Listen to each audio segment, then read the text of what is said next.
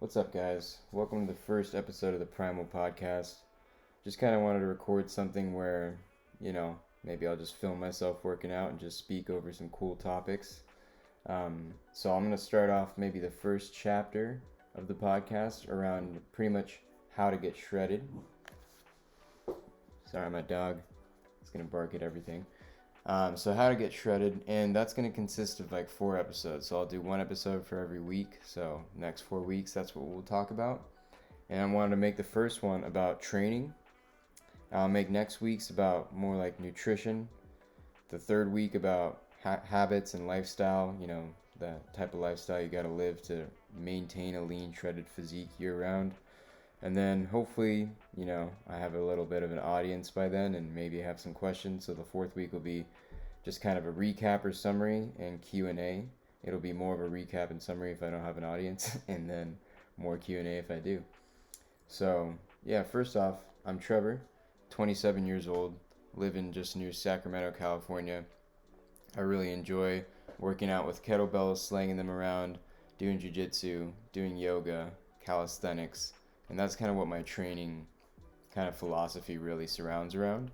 And yeah, I would say the most important things I kind of want to cover today are, the types of training I think your fitness needs. I've kind of been in the fitness game for a long time, so I've been that guy kind of lifting weights in the gym, and then doing nothing but cardio or doing nothing but like calisthenics type of stuff, and then yoga, and then I found my way to jiu-jitsu, kettlebells, and kind of incorporate all of them now. And I realize you need so many different facets to your training to look and not only look, but feel and perform the way you want. Because I used to just kind of like lift weights or just do cardio or even just kind of calisthenics after I hurt my shoulder lifting weights. That's another thing we can dig into some other time.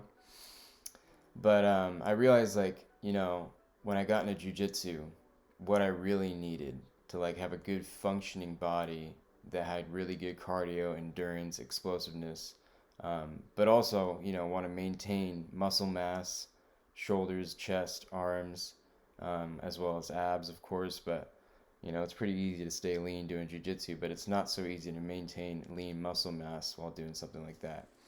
So kind of just trying to find the best philosophy around training to get that lean, shredded kind of Spartan look, and then also be functional and be able to translate it in other sports and things like that.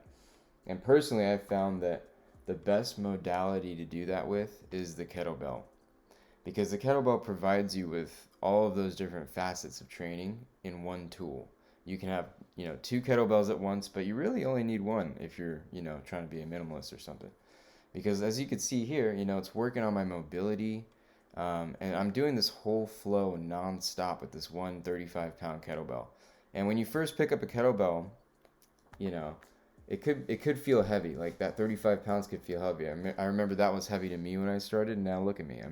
I will be slinging this thing around non-stop, never putting it down for the next 13 minutes or so. The whole video is like 16, but so the kettlebell, I stand by it because, I had tried pretty much everything, weightlifting in the gym, calisthenics, handstands, yoga, pretty advanced yoga. And then, grappling and jiu-jitsu, I would just sometimes feel like I didn't have that extra, kind of thing in my gas tank, or the extra kind of explosiveness, or even like explosive endurance that you need, really. And so I kind of stumbled upon kettlebells. And, they really get the cardio going, as you can see, because I'm able to do this for so long. It's resistance training, so it's giving you that kind of the time under tension that the muscles need. You can do high intensity interval training with it. That's not what I'm doing here. I'm doing more of just like a long drawn out recovery Sunday session. But you can, with just tweaking the style of the movements and the or the reps and sets of it, you can really get a gnarly, grueling workout with this high intensity. And the really unique thing about kettlebells is they train your ballistic kind of capabilities. Like what I'm doing here, as I let the bell fall in between my legs, just slinging it around like that, or doing the snatches, which you'll see, I'm training ballistics. Like I'm training as if I'm jumping up and down, except with no, impact on my joints. It's like you're sprinting, but you're not really having to suffer the impact. You're getting that kind of beautiful combination between resistance training, explosive training, and endurance, which is super hard to find. So that's why I really stand by the kettlebell. I think it is the most like versatile tool that you can have. I never go to the gym, by the way. I haven't stepped foot in the gym ever since COVID started. So I probably shouldn't have even said that because now the video is going to get flagged for having that word in it. Um, but yeah, I haven't gone to a gym since that started, and kettlebells have really been the only way that I've been not only maintaining a lean physique but building muscle in the process, building on my endurance, building on my explosiveness, like I've been saying, and not to mention mobility. Yeah, I haven't even really mentioned that, but it really is. That's a huge thing for me. Is I was injured. I got injured kind of early in my lifting career, if you will, kind of like in high school going into college. So like around 18, 19 years old. Wow, it's almost 10 years ago now. It's crazy. That is really crazy how time flies. But yeah, I hurt my shoulder, kind of a repetitive stress injury. And then I ended up getting surgery. The surgery didn't really help. I probably didn't do everything I needed to do in rehab, and I probably didn't even need the surgery to begin with, to be honest with you, which is crazy how corrupt our medical system is. That's another thing we talk about. Um, I was kind of just like plopped into surgery as a young kid with probably a perfectly fine shoulder. It was more of my like like the movement of my whole entire shoulder area. Like the right side of my thoracic spine seemed to be a little bit restricted and locked, which I discovered and you know moved into and healed through yoga. But surgery was definitely not the answer because it did not help. It didn't help what was like really bothering me, which was, my neck and my stiffness and things that I thought my shoulder was causing. But I did have a torn labrum apparently, according to the doctor, which we could really speculate on because the MRI didn't even really show that. Blah blah blah. But anyways, so I got the surgery, didn't really work out. Got really into yoga, kind of healed it that way by really healing my movement patterns, my spine, and regaining strength that way. Um, and so, I've kind of been there, done that. I used to bench press a lot of weight. I used to do a lot of like the gym style workouts, and just nothing compares to this. This literally gives you what's called the bodybuilder's pump with the runner's high. Nothing can really compete with that when it comes to this, to the kettlebell. When it comes to getting that runner's high and bodybuilder's pump, which is kind of a term I'm stealing from Keith Weber, who I also steal a lot of workouts from. But anyway, so that's like kettlebell training, right? But that's not the only thing that you should think about when you're thinking about training and working out and fat loss or getting shredded per se. You got to think about, low intensity cardio as well. Because a lot of people think that doing a lot of cardio is actually going to make you lean, but it's not. Doing a lot of cardio is actually probably really counterproductive. It can actually make you skinny fat because you're getting so catabolic, going like hard on the bike for maybe 30 minutes plus, burning away muscle tissue, revving up your kind of appetite, and then you end up eating a ton of crap, and it's it's not conducive, and you're not kind of you know tinkering with the hormones the way you should when you do that much cardio. Another thing I should mention is I did study neuroscience in college. Um, I got my bachelor's degree in that. I'm no expert, by any means, but I figured I'd say that just so I don't sound like a complete quack. Not that I'm, again, like a neuroscientist by any means, but hey, I did study science. I do kind of know what I'm talking about. I've been in this game for a long time. So, what I've found, and what you'll hear from a lot of fitness people nowadays, because it works, is walking. Walking is extremely important. I make sure to walk every day. Thankfully, gratefully, so blessed that I have a little puppy, and he kind of forces me to walk a lot. I try to take him at least like an hour total a day, and that's definitely chopped up into several walks, probably like 3 to 4 walks. I like to time him after he eats so he can go to the bathroom, all that type of good stuff.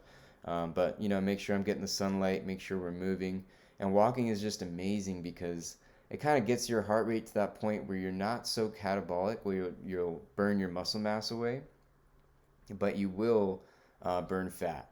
And so it's just a perfect kind of amount of cardio, and it doesn't rev up your appetite, and it's just you want to have forms of movement and exercise that are kind of relieving and relaxing and meditative, because a lot of like my kettlebell training that maybe I'll show you some more as the weeks go on, as I film more of these videos, is definitely a lot more explosive, a lot more taxing, definitely not meditative by any means. I mean, it is.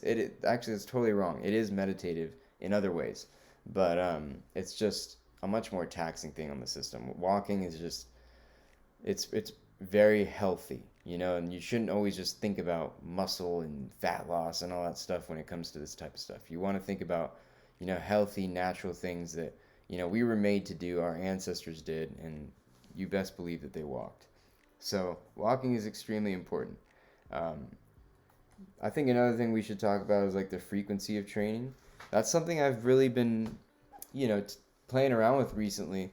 I've been working out every single day. I've been pretty much picking up the kettlebell every single day.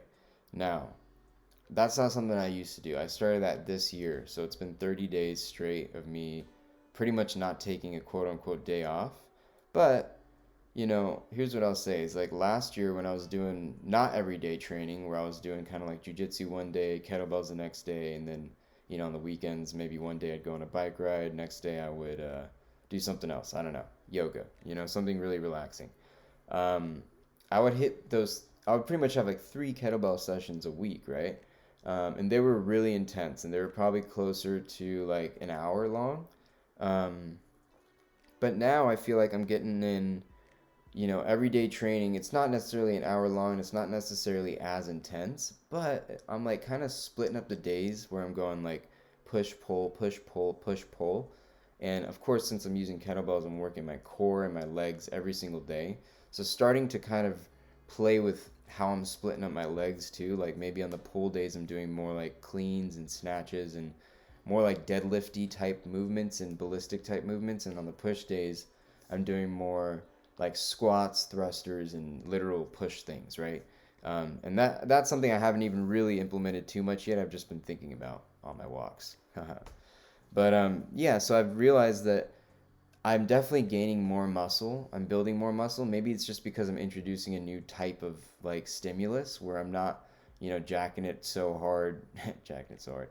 Um, I was about to say beating it so hard. That's even worse. Where I'm not like, going so hard 3 times a week. I'm going like pretty decently hard every day, um, and for not as long. So like, I almost feel like I'm getting a little bit more volume this way, and I can focus on my muscle groups a little bit more, like on my chest and back and biceps and triceps, and with the push pull kind of split. And it's interesting. I'm definitely getting bigger. I'm definitely gaining some more muscle. And I have been eating a lot more. And next week we'll do nutrition. We'll talk about that more and what I do around that. And this is called the Primal podcast, so maybe that can tell you a little bit about it. But we'll get into it. But yeah, so I've been training every single day. Pretty moderate intensity. Some days are very high intensity. Some days are very like look at today. Today is very low intensity. Like I could be probably having a conversation I could be easily having a conversation this entire kind of kettlebell session, which means it's nice and light. But on my more intense days or even moderate intense days, there's no way during a set I could really have a conversation. Not at all. So, yeah. Anyways, I think, and then the timing, I'll just talk about the timing, is I enjoy working out in the mornings, fasted, something we'll talk about more next week on the nutrition episode. But yeah, I like to work out in the mornings. It's just I think whatever is best for you, you should work out. Like don't dive too much into that. As long as you can get a workout and get it in. But I also think that we're creatures of habit, and if you get into a habit of working out at a certain time and you do it for a long enough period of time, like every day for 30 days, then it becomes so automatic and it's very hard not to do. Like for example, I can't sleep in anymore. I never was good at sleeping in, but I just cannot, for the life of me, even on the weekends, sleep in anymore because my body is expecting a workout around 6:30 to 7 a.m. every single day.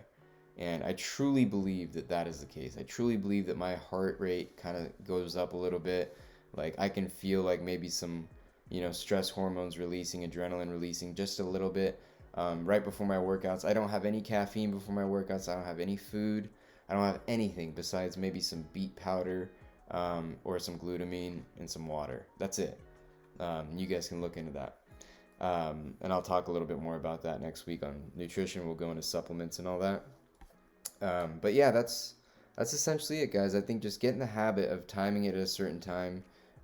You don't have to obviously get into kettlebells or anything like that, but I think you should train every day, at least 30 minutes a day, maybe no more than 45, and make it the same time every day. Make it moderate intensity, make it super low intensity if you're just getting into it. And then you slowly build. Fitness, in my opinion, training is a lifelong journey. It takes years to build real, dense, lean muscle, and you don't want to rush it. So I'll leave it at that today, guys. I'm sure I've bored you all, but thanks for listening. Thanks for watching. Follow me on Instagram at Trevor's Instinct. Subscribe to the YouTube channel if you like. Like this video if you liked it. If you really did make it to the end, wow, thank you. Talk to you soon. Cheers.